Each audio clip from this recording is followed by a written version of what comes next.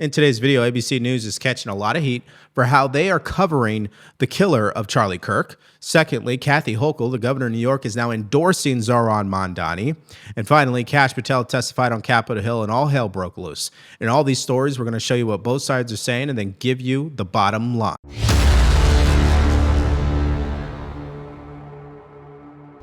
We have seen an alleged murder with such specific text messages about the alleged murder weapon, where it was hidden, how it was placed, what was on it, but also it was very touching in a way that I think many of us didn't expect. A very intimate portrait into this relationship between the suspect's roommate and the suspect himself, with him repeatedly calling his roommate who is transitioning calling him my love, and I want to protect you, my love.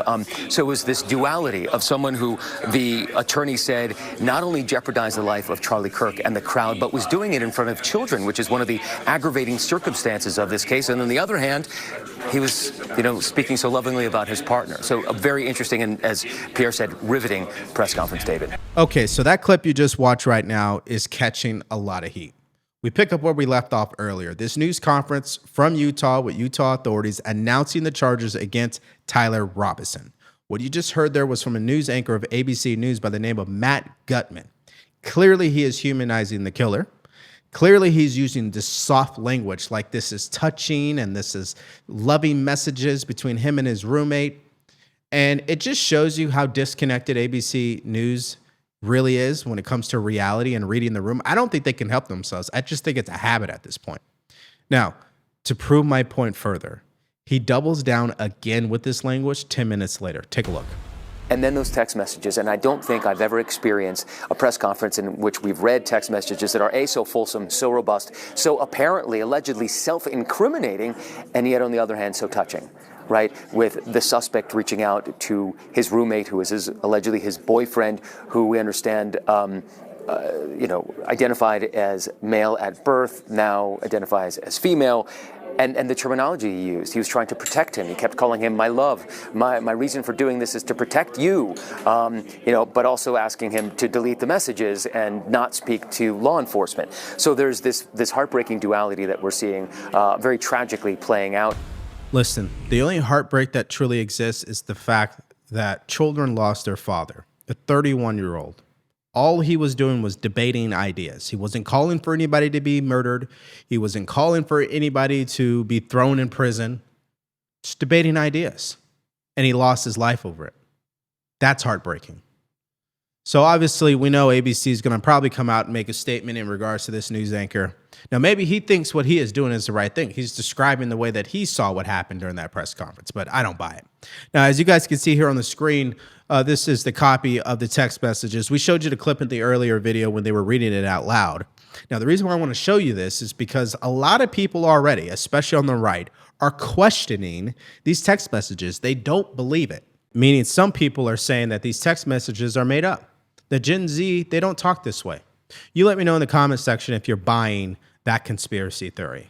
I'm not at this point. I don't think every single detail that comes out is a conspiracy theory, but that's just me.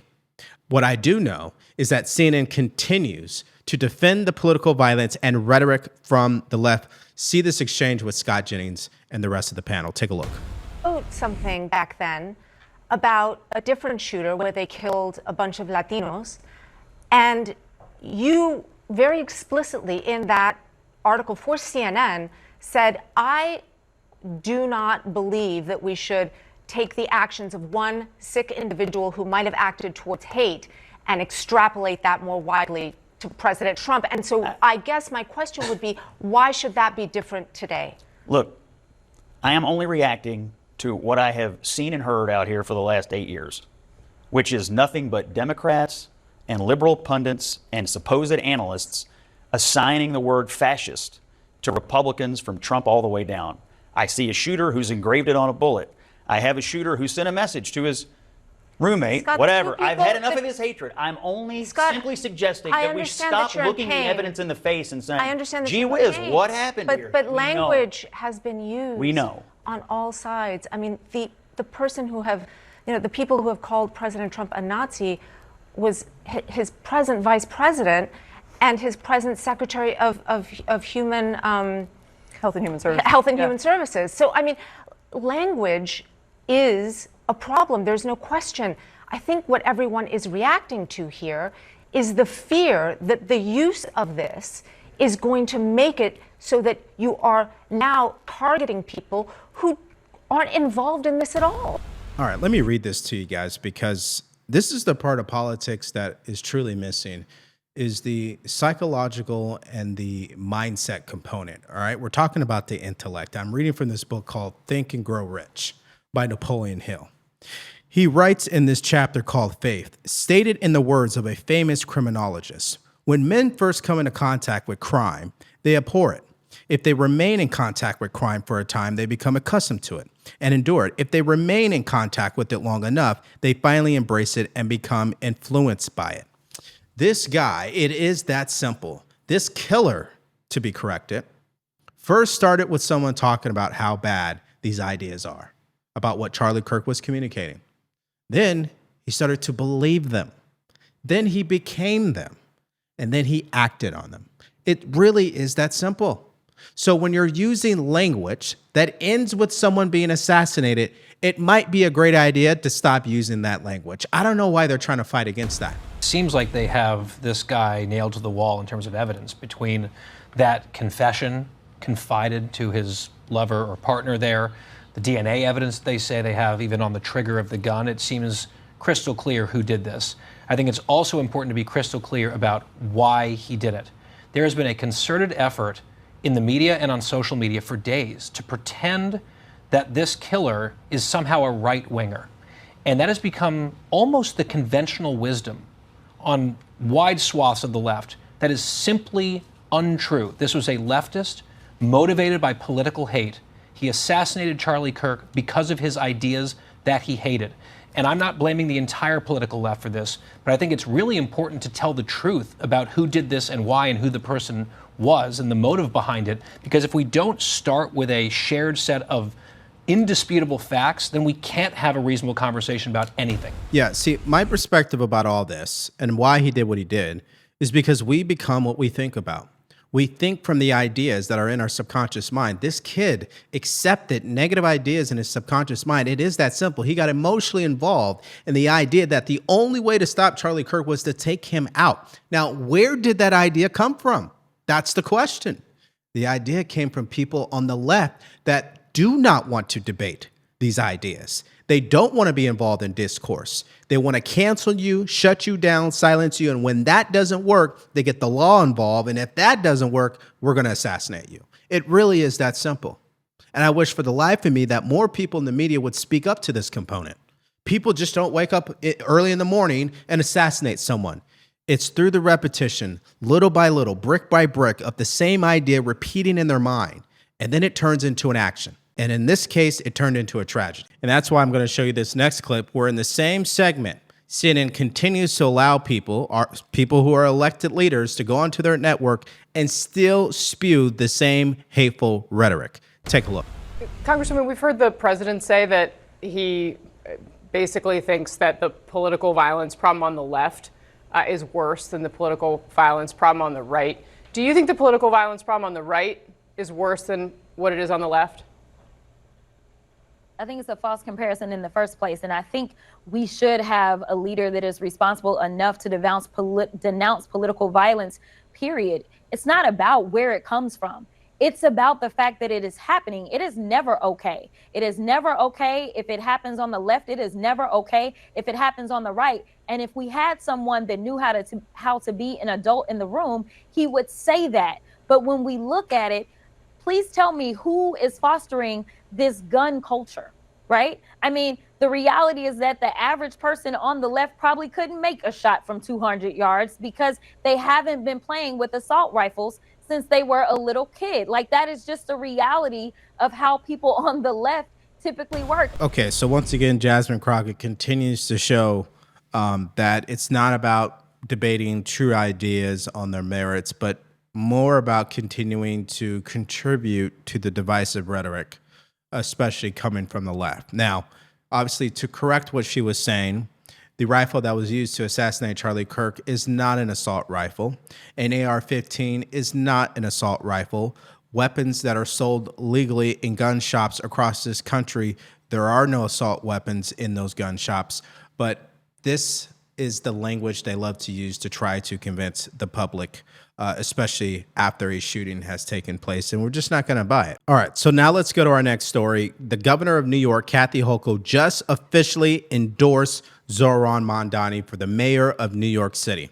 This is an interesting development, and it probably signals what the rest of the party is going to end up doing. Take a look. The governor of New York, Kathy Hochul, talked about why she endorsed Mamdani yesterday, and she blamed Donald Trump. Watch.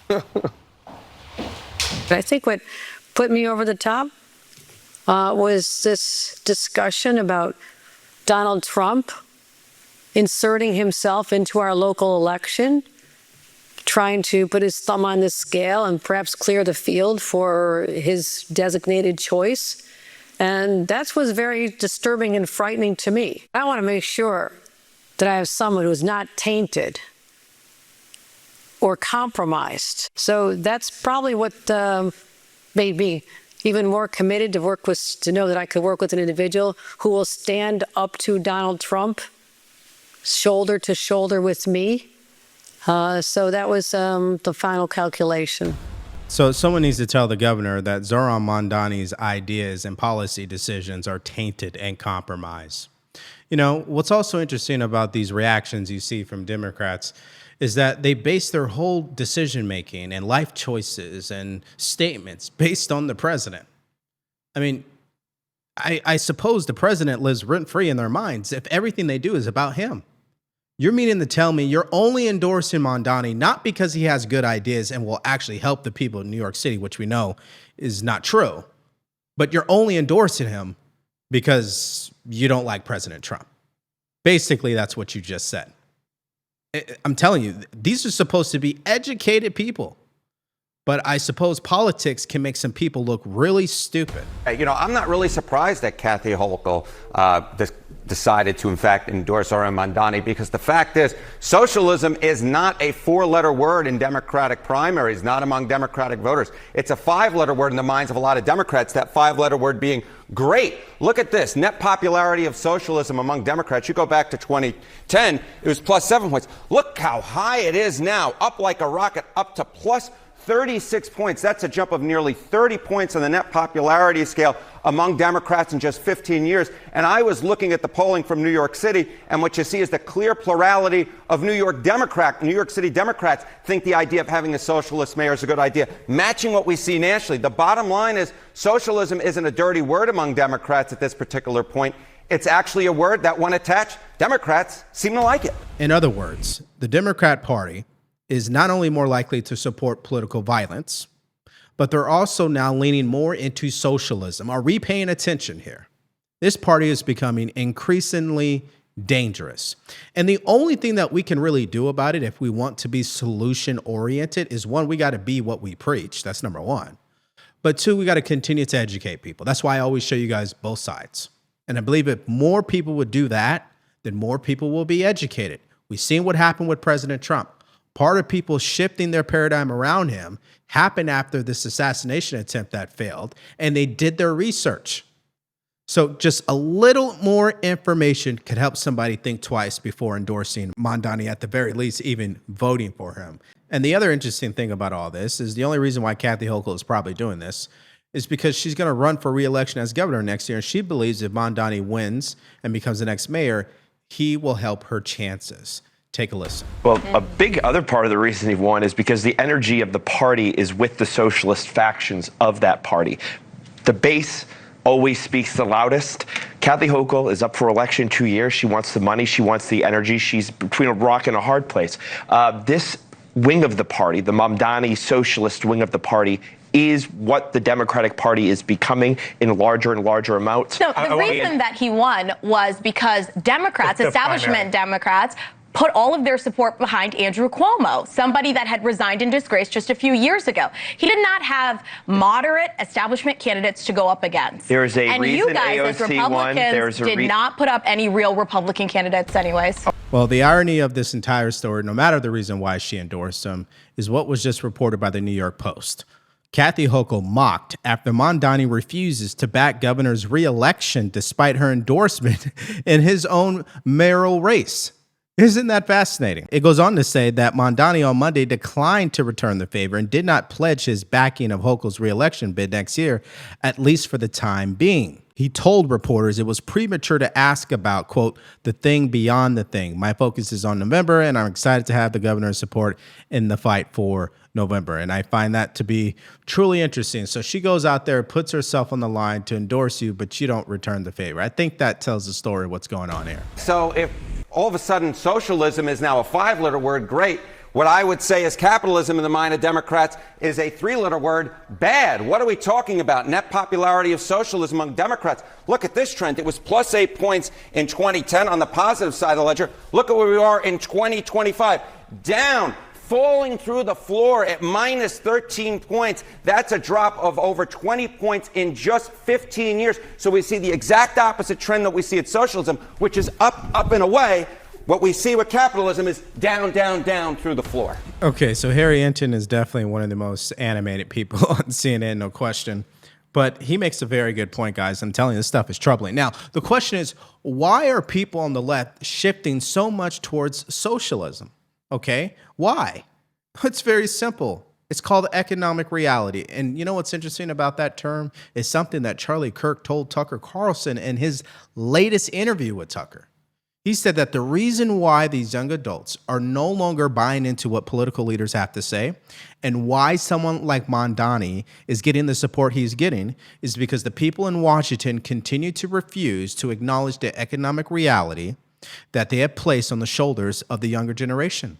We know the dollar doesn't go as far as it used to. We know inflation is higher than it's ever been.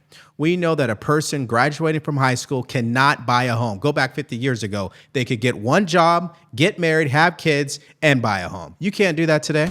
What about if you look at the larger population, Harry? Is it the same type of thing? This is where the danger is for Democrats, because if socialism plays in Democratic primaries, it does not play in the general electorate. What do we see going on here? Net popularity among all adults. Capitalism is on the positive side of the ledger at plus 12 points. Socialism way, way, way underwater at minus 18 points. So that's capitalism running away by 30 points over socialism. That is why Republicans are thanking their lucky stars if Mandani, in fact, wins the general election, because they feel like they can play off of him, because socialism may play in New York City among Democrats, but among the general electorate, Donald Trump and the Republicans are saying, hey, look at the socialist mayor in New York City. This is what we're dealing with. So again, something may play in Democratic primaries. It may play in the very Democratic city of New York. But among the general electorate, Republicans are salivating at the idea that they can run against a Democratic socialist being the mayor of New York City. Well, at least that is good news, that majority of the population is not buying into these socialist ideals. We know it doesn't work. History has shown us it doesn't work. The people who say that it works are people who clearly have never lived in a socialist country. They're not educated on socialism, and all they know is what they hear on social media or what some woke professor at a university has told them to think. You know, it's interesting how results will always tell you the story. If socialism actually worked, then the results would show that. It doesn't. Capitalism is the only system in existence where someone could go to prison for 40 years, get out, and become rich. It's the only system where you could start from nothing and become rich. Now, because that exists, you're going to have people who are definitely poor and people who are extremely rich, like an Elon Musk. But the interesting thing is the opportunity is always there for people to improve their financial situation and their economic reality. And that's the conditions that capitalism gives us. You definitely can't get that in socialism. Okay, and now we're going to go to our next update. And this happened earlier on Capitol Hill. The FBI director, Kash Patel, had to testify. And you kind of already know where this went, which is all hell broke loose. Take a look. The American people to believe that? Do you think they're stupid? No, I think the American people believe the truth, that I'm not in the weeds on the everyday movements of inmates. Not in the weeds? What I am doing is protecting this country, providing historic reform, and combating the weaponization of intelligence by the likes of you. And we have countlessly proven you to be a liar in Russiagate, in January 6th. You are the biggest fraud to ever sit in the United States Senate. You are a disgrace to this institution and an utter coward. I'm not surprised. I'm not surprised that you continue to lie from your perch and put on a show so you can go raise money for your charade. You are a political buffoon at best. Well, you can take an internet troll. Take it to the bank that the FBI is protecting this country and the state and citizens of the California. We are bringing historic reform. Point of order. But all you care about is a child sex predator that was prosecuted by a prior administration, and the Obama Justice Department and the Biden Justice Department did squat. And what did President Trump do? Bring new charges courageously. And what have we done? Chairman, you said I'm the most of transparent FBI director in history. 33,000 pages of information to you. I challenge you to say anything credibly to the truth. Go ahead and run to the cameras where you want to go now. Both of you be quiet. You guys want some context? Adam Schiff was questioning the FBI director on why Ghislaine Maxwell was moved from Florida to Texas in a lower security prison. I think that is a credible question, but not coming from someone like Adam Schiff, which we know is probably one of the most corrupt members of Congress. And we don't even have to give you his history. I think you guys know his situation. And it just really triggers you even more when you know the person who's trying to, I guess, take the moral high ground, a person like Adam Schiff, and tries to question whether or not Kash Patel is doing his job properly. It's just a ridiculous question to begin with. And we know these hearings never get anywhere, but now it's just becoming worse. I mean, you just saw it. All they do is scream at each other. I mean, what is going on? Now, it just didn't happen with Adam Schiff. It actually happened with Cory Booker out of New Jersey as well. Take a look. That rant of false information does not bring this country together. If you want to work on bringing this country, it's my time, not yours. My God. If you want to talk about dividing this country, it is my time. I follow you on your social media posts that tear this country apart. To address your falsehoods. Oh, you can try all you want in this country. to not take responsibility for what you have said. Sir, you're making a mockery of this committee. Sir, you don't tell me my time is over. The people of New Jersey tell me what my time is. You can't lecture me. You can tell me my time's over. You may be the charge of the FBI. I'm not going anywhere. But I am not afraid of you, Mr. Chairman. I'm not afraid of you. It's the same old argument. You know, you're dividing the country. No, you're dividing the country, et cetera, et cetera. And the reality is people like Cory Booker, I mean, these people are walking hypocrites, no question about it. See, the difference between Cory Booker and Kash Patel is actually doing something, right? They are investigating people, arresting people, right? And he still deserves a little credit. He was very quick to release the photos of the assassin, and obviously that led to his mom identifying him and then ultimately turning him in. So he gets credit there. What has Cory Booker actually done? Where can he actually receive credit? What, for speaking on the Senate floor for more than 8 hours or whatever the record was? I might have the number wrong. That's your credit? So, you know, I find it funny how the loudest people haven't really contributed anything to America except more divisive rhetoric and woke policies, which leads to this individual who finally can admit that there is a physical difference, a biological difference between men and women. Take a look. Move on to my, you've been asked some questions about changes to your hiring standard, and including college degrees and possibly the age. But, one question I had is,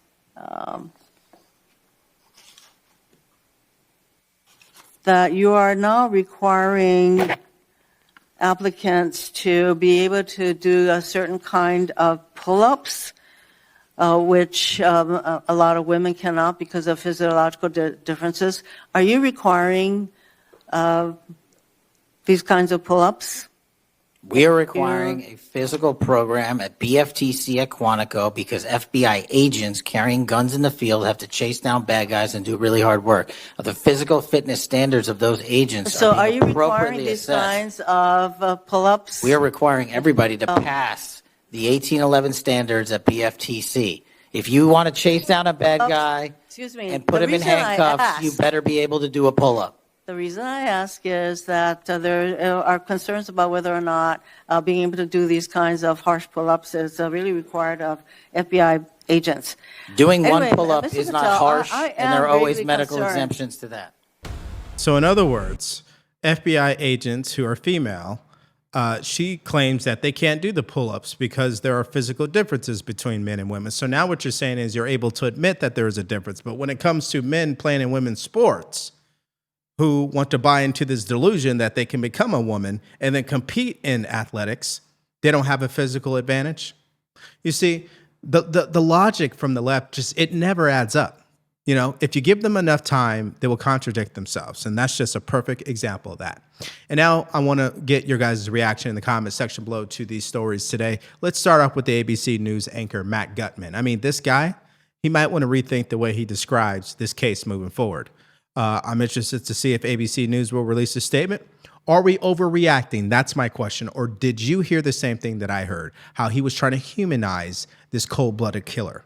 Secondly, what do you make of the governor of New York, Kathy Hochul, finally endorsing Zoran Mandani, the socialist Democrat, but then he didn't return the favor? I think that kind of tells the story. And you guys saw the poll there. Do you believe the Democrat Party will turn into a socialist party?